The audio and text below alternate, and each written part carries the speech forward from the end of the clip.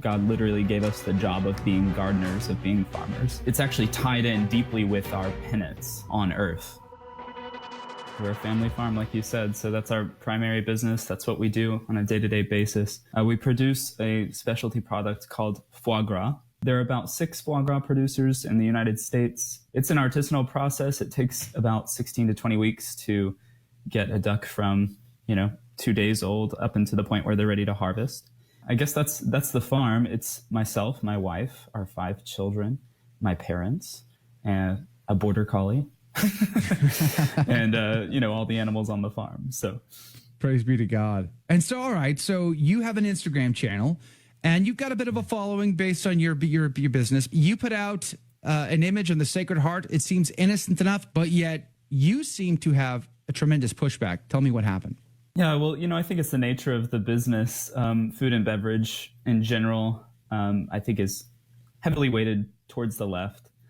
So I've always kind of been the odd one out. Although, recently I haven't really been making a secret of the fact that I'm Catholic. And on our Instagram and social media, we'll post when it's a major feast day, post an image, wish people a happy feast day, things like that. So we're not terribly secretive about the fact that we're Catholic, and there are, of course, beliefs people should expect to come along with that. We're not horribly surprised.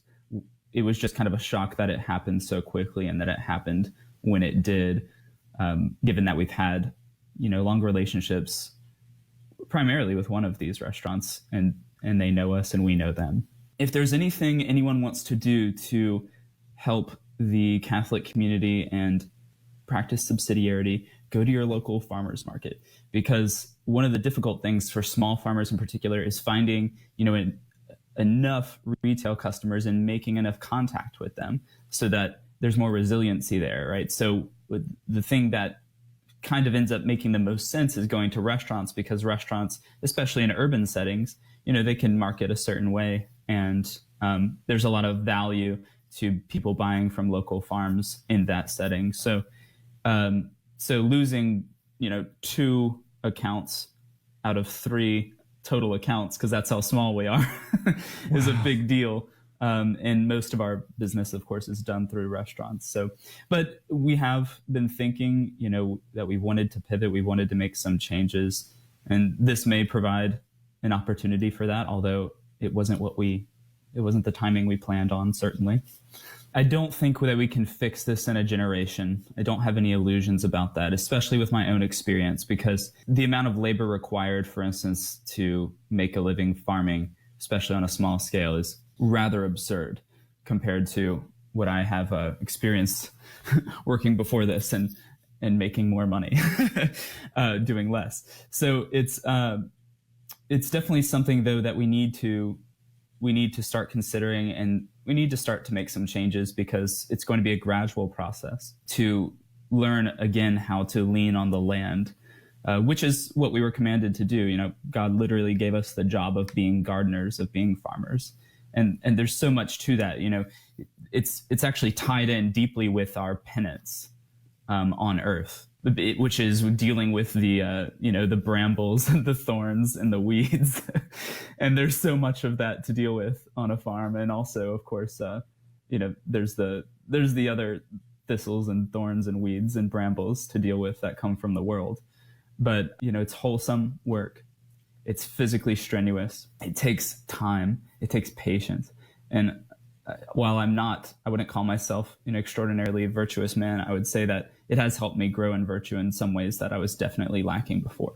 So beyond just the benefit of being that connected with your food and then being able to eat that food, that pig that you've raised, let's say, for 9 months, which is going to be the most delicious pig you've ever eaten. I'll just put it that way. It's an extremely natural vocation. Yeah. And one that's obviously given to us by God in Genesis. So, we're doing our best to not have any concerns, because if we look at the last couple of weeks, what God has done for us and the love that he's shown us, the Sacred Heart just, not allowing himself not to be promoted by, being canceled, of course. there's really nothing for us to be concerned about. And we're just trying to look at it as, riding in the palm of God's hand and letting him take care of us, doing our part, of course, getting up every day and going to work. I know you're fighting for the Catholic culture. That much, I know that. But more sort of a deeper level, subtext level, are you fighting to restore the French Catholic culture of Southern Louisiana? So yes, it's still there. Although it's in danger of intense commodification. Creole and Cajun are kind of these words that are stamped on things or T-shirts or products, right? And they've become part of this sort of commercialized, bastardization of the culture. Whereas there are real roots there, especially, including in my own family. And in order to preserve that, it's also important to preserve the faith. And there's sort of nothing more, I guess, quote unquote, French and Catholic than the Sacred Heart devotion and its history with St. Margaret Mary Alacoque and the French monarchs. So, yes, it's important to me for many reasons to promote the Sacred Heart. But yes, you're on to something there. Praise be to God. Praise be to God. By the way, if you're listening on radio right now, Ross McKnight from backwaterfoiegras.com is their website. You should check him out. He's wearing the beautiful image of the Sacred Heart of the Vendée, who during the French Revolution stood up to the secular humanists that were trying to destroy the eldest daughter of the church. When it comes to your staples, pork, lamb, beef, chicken, vegetables, dairy, go to your local farmers markets, support them. That's the real practice of subsidiarity. Those are your neighbors, right? And they need your business. That leads us into the PMA. You mentioned the PMA. It's a private membership association. We set that up because it creates a private domain. So it's out of the realm of public commerce. So what we've done is we've opened this up actually to a lot of different small farmers and homesteaders to sell their products to each other in the private domain. So they don't have to go through any sort of certification process at all, except for whether or not they trust each other. So that's sort of the basic overview of what a PMA is. And we did that because there are things that we wanted to do on the scale that didn't make sense to go and through all the red tape. Now, your PMA, can anybody join your PMA, or do they have to be local in Louisiana? I mean, how does that work? Right. So anybody could join it, but it functions on a local level. For instance, if someone listening to this this has piqued your interest and you're in this sort of situation where it makes sense for you to do that for your local community to set up a PMA, you want to keep it on a local basis. I believe where you start to get in trouble is where Congress has legitimately delegated the authority to the USDA to regulate interstate sales of meat, for instance, and food products. And so you don't want to be necessarily doing things across state lines in a PMA. You want to keep it really, really local, tight-knit. My family and I have also been purchasing. We go to we're traditional Catholics. We go to a FSSP parish, so it's not hard to throw a rock and you're going to find a big family who also wants a cow. So we all join in together. We buy a cow or have it butchered, and we divvy up the meat, and it fills our freezer. And it's some of the best meat because we went to a local rancher, and you get to take your kids out there, show them the ranch, show that you get. I mean, it's just an experience that it's hard to beat. You're just never going to get that level when you go to the store. It doesn't taste as good. The experience isn't as great. And I think that's also a part of what you're talking about here. So these private memberships, it seems like we could be starting these at the local level, but I don't need a ranch or I don't need a farm to be able to do that. I could simply have other people join that and we could share resources. Is that really the idea? Right, precisely. So you're kind of you're going to always be weighted as far as the membership on the consumer side. So the consumers who join to purchase things, right? And then you have, of course, the producers that are also members so that they can sell things or barter things. Any way you want to make the exchange in the private domain. So it's a beautiful way to just even create, in a sense, a parallel economic structure. If enough people got on board with it, for instance, you could take over an entire state economy.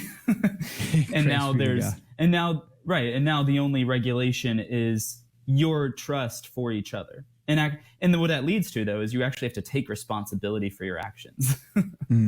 The same thing as far as the consumer, right? Whereas the consumer today, myself also being guilty, will rely on the idea of government regulating something or protecting us to pass off responsibility for certain decisions we make just in the realm of commerce.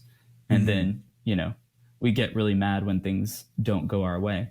You seem like you've got some joy in you, Ross. Can you explain that to me? To start with, I was freaking out when I learned that news that I was losing that business. And it's funny because we had chicks coming in the next morning and we were mucking out this brooder house. And those chicks had, many of them had a destination that no longer existed. And so, you know, it was just this tremendous weight on my shoulders. But that kind of turned around overnight. And people were coming out of the woodwork to support us. People from our PMA, people from our church came, and we go to the Latin Mass as well, came here and bought chickens, for instance. And there's just so much support. And then a friend of mine set up a crowdfunding, Give, Send, Go, and people started donating. And so it went from a really dire situation to an opportunity. And we've just been, every step of the way has been divine providence. I have really ridiculous stories that I'll tell someone at some point for the last 2 weeks. But no, so it's also a great joy to be able to serve in my small way. Amen. The promotion of the devotion of the Sacred Heart.